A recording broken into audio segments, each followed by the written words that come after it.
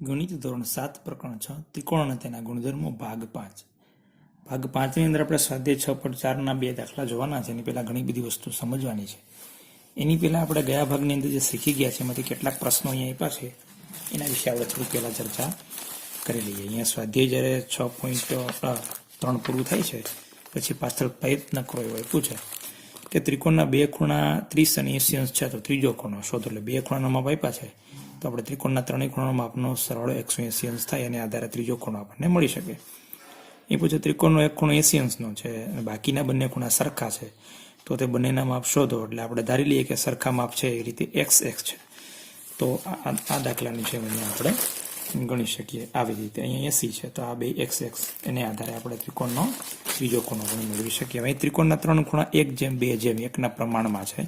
આ ત્રિકોણના બધા ખૂણા શોધો. આ ત્રિકોણ બે ભિન્ન રીતે ઓળખો. હવે 1:2:1 એટલે કે બે બાજુના બે ખૂણાના માપ સરખા છે, એકનું માપ એના કરતા બમણું છે. એટલે આપણને ખબર નથી તો ધારી લેવાનું, ધારો કે આનું માપ x, આનું માપ 2x અને આનું માપ x છે તો ત્રણેયનો સરવાળો કરીએ એટલે 180 થઈ જાય. એને આધારે x મળશે, xને આધારે આપણને ત્રણેયના માપ મળશે. સાથે સાથે જો ત્રિકોણના બે ખૂણાના માપ સરખા હોય તો આપણે એને કીધું હતું કે સમદ્વિબાજુ ત્રિકોણ, બરાબર.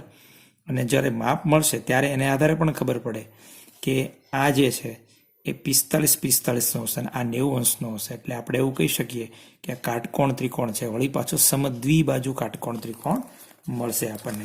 તો અહીં કેટલીક ચર્ચા કરવાનું કીધું છે કે બે કાટખૂણાવાળો ત્રિકોણ મળી શકે. કાટખૂણો એટલે 90 અંશ, તો બે ખૂણા 90 અંશના થયા તો બંનેનો સરવાળો 180 થઈ ગયો, ત્રીજો ખૂણો બને જ નહીં. ત્રિકોણમાં ત્રણ ખૂણા હોય તો જે ત્રિકોણના બે કાટખૂણા હોય એવો ત્રિકોણ મળી શકે નહીં. બે ગુરુકોણવાળો ત્રિકોણ મળી શકે. તો ગુરુકોણ એટલે જે બે ખૂણાઓનું માપ 90 કરતાં મોટા હોય. તો બે ખૂણાનું માપ જો 90 કરતાં મોટા હોય તો સરવાળો બંનેનો 180 કરતાં વધી ગયો. તો આપણે તો ત્રિકોણના ત્રણ ખૂણાનો માપનો સરવાળો 180 અંશ થાય છે. માટે બે ગુરુકોણવાળો ત્રિકોણ પણ મળી શકે નહીં. બે લઘુકોણવાળો ત્રિકોણ મળી શકે. બે ખૂણા લઘુકોણ હોય આથી એવો ત્રિકોણ મળી શકે. ત્રીજો ખૂણો કાટકોણ પણ હોઈ શકે અને ગુરુકોણ પણ હોઈ શકે. જેના ત્રણેય ખૂણા 60 કરતાં મોટા હોય તેવો ત્રિકોણ મળી શકે.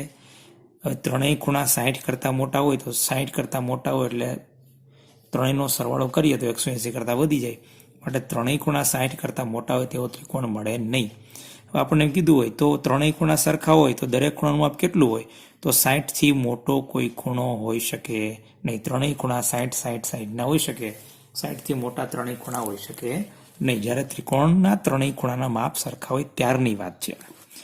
જેના ત્રણેય ખૂણા 60 હોય તેવો ત્રિકોણ મળી શકે તો કે હા, ત્રણેય ખૂણા સરખા હોય 60 અંશ ના હોય એવો ત્રિકોણ મળી શકે. એવો ત્રિકોણ અહીંયા તમને દોરેલા આપ્યો છે 60 વાળો. આપણે એના વિશે જ થોડોક અભ્યાસ કરવાનો છે. જેના ત્રણેય ખૂણા 60 કરતાં નાના હોય તેવો ત્રિકોણ મળી શકે. 60 કરતાં ત્રણેય ખૂણા નાના હોય એવો ત્રિકોણ પણ મળી શકે નહીં. કારણ કે જો 60 કરતાં ત્રણેય ખૂણા નાના હોય તો ત્રણેયનો સરવાળો 180 કરતાં ઓછો થાય. માટે એવો ત્રિકોણ પણ મળી શકે નહીં. હવે આપણે બે વિશિષ્ટ ત્રિકોણો જોવાના છે, સમબાજુ અને સમદ્વિબાજુ. તો અહીંયા આપ્યું છે કે સમબાજુ ત્રિકોણ કેને કહેવાય તો કે જે ત્રિકોણની બધી બાજુની લંબાઈ સરખી હોય તેવા ત્રિકોણને સમબાજુ ત્રિકોણ કહેવાય. અહીંયા આપ્યું છે આ બાજુ અને આ બાજુ ત્રણેય બાજુના માપ સરખા છે માટે સમબાજુ ત્રિકોણ છે. સમબાજુ છે સાથે સાથે જો તમે જોઈ શકો કે સમબાજુ ત્રિકોણના ત્રણેય ખૂણાના માપ પણ સરખા છે અને 60 એટલે જો ત્રિકોણની ત્રણેય બાજુ સરખી હોય તો ત્રિકોણના ત્રણેય ખૂણાના માપ પણ સરખા હોય. આ બહુ અગત્યનું વિધાન છે, બરાબર.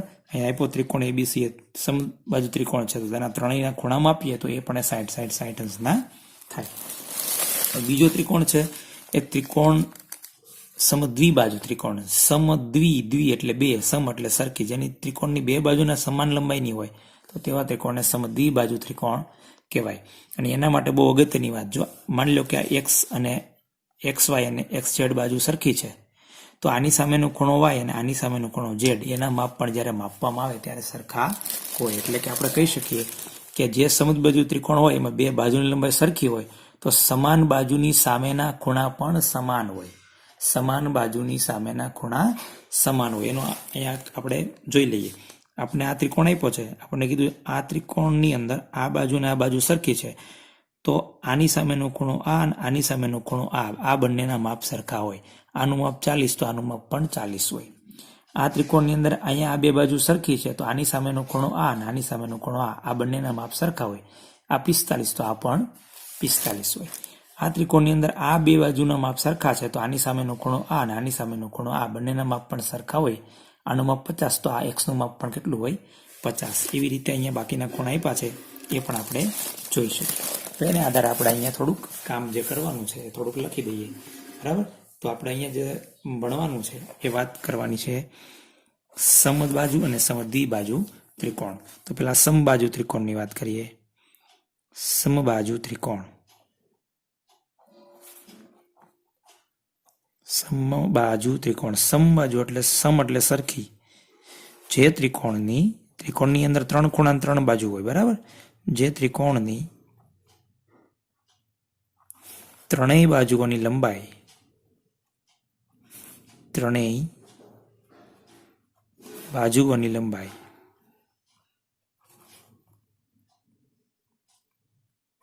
સમાન હોય. સમાન એટલે સરખી. સમાન હોય તેવા ત્રિકોણને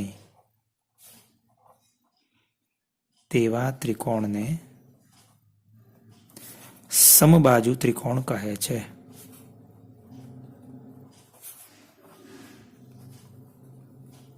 સમબાજુ ત્રિકોણ કહે છે. હવે અહીંયા સમબાજુ ત્રિકોણ માટે હું કેટલીક તમને દાખલા તરીકે આ 3 દિવાસળી લઉં છું, તો ત્રણેયની લંબાઈ તમે જોઈ શકો છો સરખી છે. બરાબર. હવે આપણે એને ગોઠવીએ અને ત્રિકોણ બનાવીએ તો આ સમબાજુ ત્રિકોણ કહેવાશે.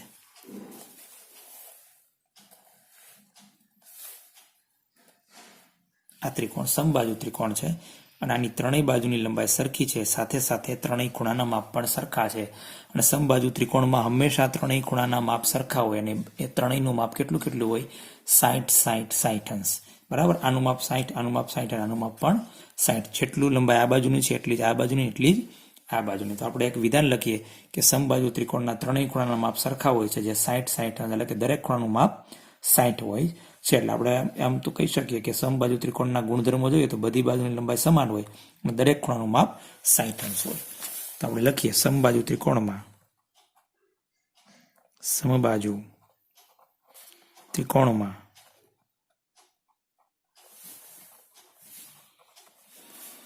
દરેક ખૂણાનું માપ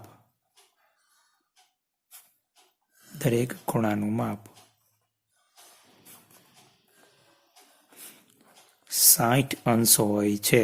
સમબાજુ ત્રિકોણની અંદર આ વિધાન હંમેશા સત્ય છે. બરાબર.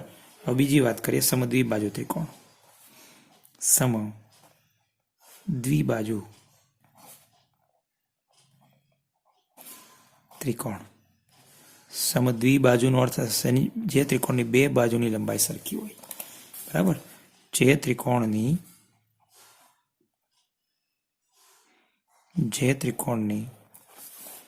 બે બાજુઓની કોઈ પણ બે બાજુઓની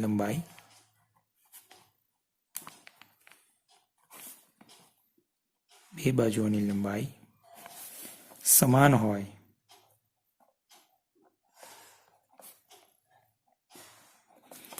તેવા ત્રિકોણને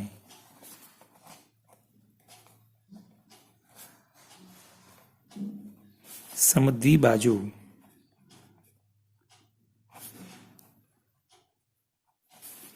ત્રિકોણ કહે છે. તો આપણે સમદ્વિબાજુ ત્રિકોણની વાત કરીએ. દાખલા તરીકે આ બે બાજુ આપણે સરખી લઈએ અને ત્રીજી બાજુ છે થોડીક નાની લઈ લઈએ, કાપી નાખીએ. તો હવે જે ત્રિકોણ બનશે એ સમદ્વિબાજુ ત્રિકોણ થશે. આ ત્રિકોણ એ સમદ્વિબાજુ ત્રિકોણ છે જેમાં આ બાજુની લંબાઈ અને આ બાજુની લંબાઈ સરખી છે.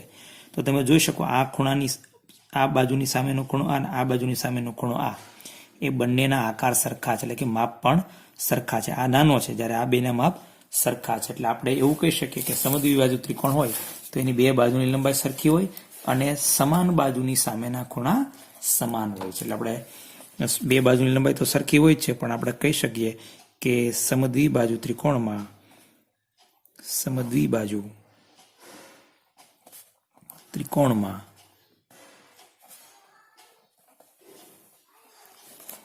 સમાન બાજુની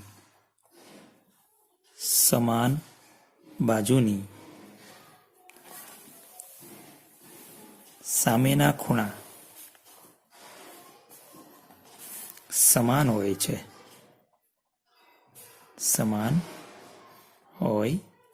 આ વિધાન હંમેશા માટે સત્ય છે. હવે આપણે ત્રીજી એક મહત્વની વાત કરવાની છે કે કોઈ પણ ત્રિકોણ હોય, દાખલા તરીકે અહીંયા ત્રિકોણ આપ્યો છે, આ ત્રિકોણ PQR. આ ત્રિકોણની અંદર તમે આ બાજુના માપ આપણને ભલે ન આપ્યા હોય, પણ ત્રિકોણની રચના કરતી ત્રણેય બાજુઓ જે છે એમાં કોઈ પણ બે બાજુની આનો નાનો સરવાળો કરો તે હંમેશા આ બેનો સરવાળો આનાથી મોટો હોય. આ બાજુની લંબાઈનો આ બાજુની લંબાઈનો સરવાળો કરો તો હંમેશા આ બાજુથી મોટો હોય, અને આ બાજુ અને આ બાજુની લંબાઈનો સરવાળો કરો તો હંમેશા આનાથી મોટો હોય.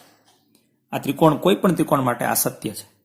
એટલે આપણી ભાષામાં કહીએ તો કહી શકાય કે ત્રિકોણની કોઈ પણ બે બાજુની લંબાઈનો સરવાળો એ ત્રિકોણની ત્રીજી બાજુના માપ કરતાં વધારે જ હોય છે. એની જેટલોય નહીં, એની જેવડો પણ એનાથી વધારે જ હોય છે. ત્રિકોણની ત્રીજી બાજુના માપ કરતાં સરવાળો કેવો હોય છે? વધુ હોય છે. બીજું સત્ય એ પણ છે કે ત્રિકોણની દાખલા તરીકે આ બે બાજુની લંબાઈની આપણે બાદબાકી કરીએ, એટલે કે તફાવત લઈએ, બરાબર, તો ત્રીજી બાજુ એ બે બાજુના તફાવતથી નાની ન હોય, કોઈ દિવસ મોટી જ હોય, બરાબર. દાખલા તરીકે આ માની લો કે આ ત્રિકોણની ત્રણ બાજુ છે, આ 3 સેમી, 6 સેમી અને 7 સેમી, તો આ બેનો સરવાળો આનાથી મોટો, જો 3 ને 6 9 એટલે આ 7 કરતા મોટો. આ બેનો સરવાળો કરો 6 અને 7 13 છે એ 3 કરતા મોટા છે. આ બેનો સરવાળો કરો 3 અને 7 તો 10 એ 6 કરતા મોટા. એટલે આ ત્રિકોણની ત્રણેય બાજુની લંબાઈ છે. આવો ત્રિકોણ શક્ય છે, બરાબર. હવે આમ તમે તફાવત જુઓ, આ બેની બાદબાકી કરો 3 આવે, એ બેને તફાવત કરતા મોટું છે. આ બેની બાદબાકી કરો 7 માં 6 જાય તો 1 છે એ નાના છે, કોના કરતા? 3 કરતા. એટલે કે આ ત્રીજી બાજુ છે એના તફાવત કરતા મોટી છે. આમ આપણે એવું કહી શકીએ કે ત્રિકોણની ત્રણેય બાજુ કોઈ પણ ત્રિકોણની બાજુ આપી હોય તો ત્રિકોણની બાજુ બની શકે કે નહીં, એના માટે ત્રિકોણની કોઈ પણ બે બાજુની લંબાઈનો સરવાળો કરીએ તો હંમેશા ત્રીજી બાજુ કરતાં એ મોટો હોય છે. તો આપણે એવું લખીએ કે ત્રિકોણની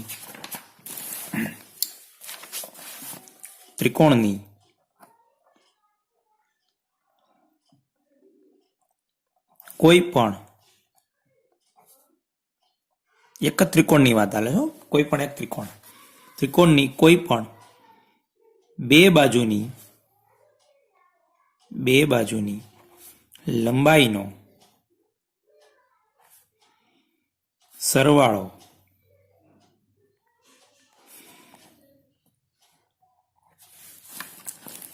ત્રીજી બાજુ કરતા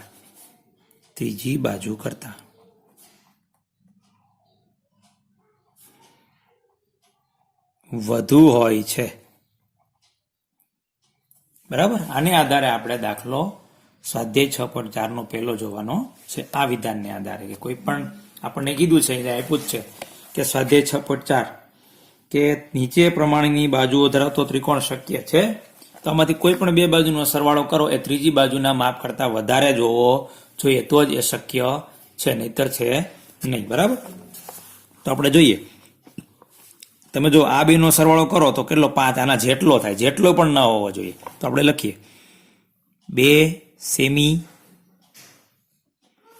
વત્તા 3 સેમી બરાબર આ બેનો સરવાળો કેટલો થાય? 5 સેમી. એટલે કે આ બેનો સરવાળો એ આના જેટલો, એટલે કે જે ત્રિકોણની ત્રીજી બાજુ જેટલો છે, વધારે હોવો જોઈએ, ત્રીજી બાજુ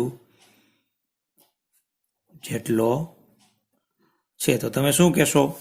આટલી લંબાઈવાળા બાજુ ધરાવતો ત્રિકોણ શક્ય છે નહીં. શા માટે? ત્રિકોણની કોઈ પણ બે બાજુની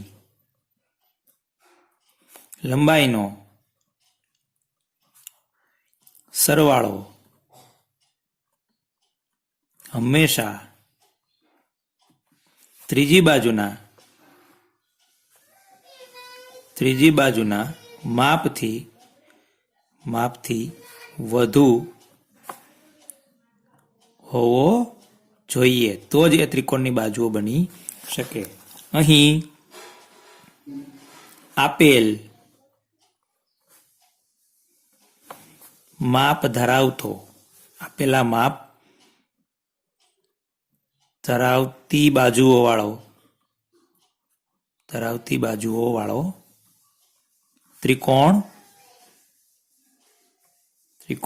શક્ય નથી. તમે દોરવા જશો તો આવો ત્રિકોણ તમે દોરી નહીં શકો કે જેની એક બાજુનું માપ 2 સેમી હોય, બીજી બાજુનું માપ 3 સેમી હોય, ત્રીજી બાજુનું માપ 5 સેમી હોય. ટ્રાય કરજો, નહીં બની શકે.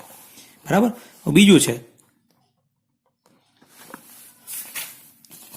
3 સેમી, 6 સેમી અને 7 સેમી જેની બાજુની લંબાઈ હોય એવો ત્રિકોણ શક્ય છે. તો આપણે જોઈએ, આ બેનો સરવાળો કરીએ.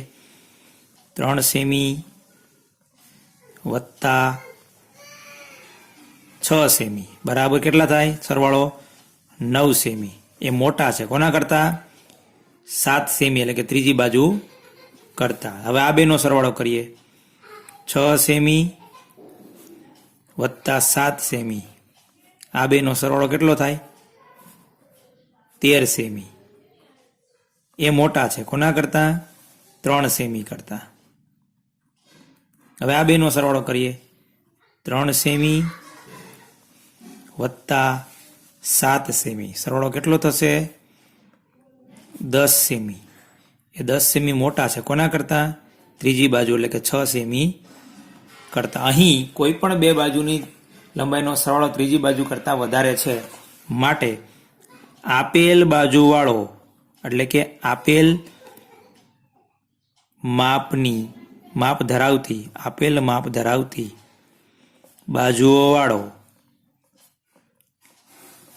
બાજુઓ ત્રિકોણ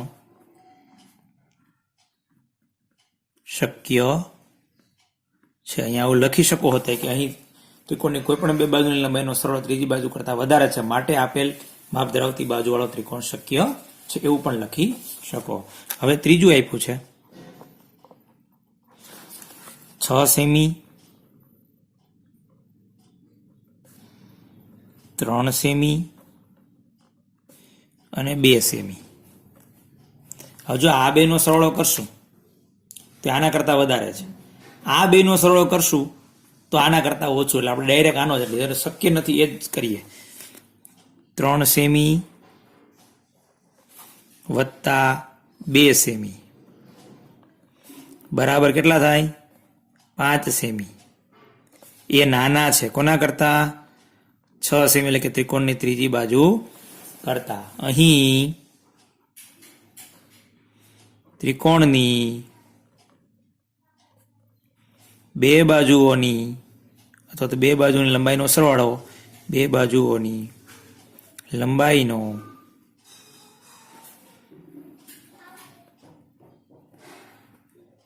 સરવાળો ત્રીજી બાજુના માપ કરતા ઓછો છે, માટે આપેલ માપ ધરાવતી બાજુઓ વાળો ત્રિકોણ શક્ય નથી. આવી રીતે તમે કોઈ પણ 3 બાજુના માપ આપ્યા હોય અને એ ત્રિકોણની બાજુઓ છે કે નહીં એની ચકાસણી કરી શકો, એટલે કે આપેલા માપ ધરાવતી બાજુઓ ધરાવતો ત્રિકોણ શક્ય છે કે નહીં. પણ એના માટે સૌથી પહેલા આ યાદ રાખવાનું છે કે સમબાજુ ત્રિકોણ, જે ત્રિકોણની ત્રણેય બાજુનું માપની લંબાઈનો સરવાળો સમાન હોય તેને સમબાજુ ત્રિકોણ કહેવાય. અને સમબાજુ ત્રિકોણની દરેક બાજુ તો સમાન હોય, સાથે સાથે દરેક ખૂણા પણ સમાન હોય, દરેક ખૂણાનું માપ 60 જ હોય છે. સમદ્વિબાજુ ત્રિકોણ, જે ત્રિકોણની બે બાજુની લંબાઈ સરખી હોય એને સમદ્વિબાજુ ત્રિકોણ કહેવાય. અને સમદ્વિબાજુ ત્રિકોણની અંદર બે બાજુની લંબાઈ સરખી હોય, જે બાજુની લંબાઈ સમાન છે એની સામેનો ખૂણા પણ કેવા હોય? સમાન હોય. અને ત્રિકોણની કોઈ પણ બે બાજુની લંબાઈનો સરવાળો ત્રીજી બાજુ કરતા વધુ હોય છે. બરાબર. તો આવી રીતે આ યાદ રાખવાનું છે. એને આધારે આપણે પહેલો દાખલો, જે બાકીના જે દાખલાઓ છે એ આપણે આના પછીના ભાગની અંદર જોઈશું.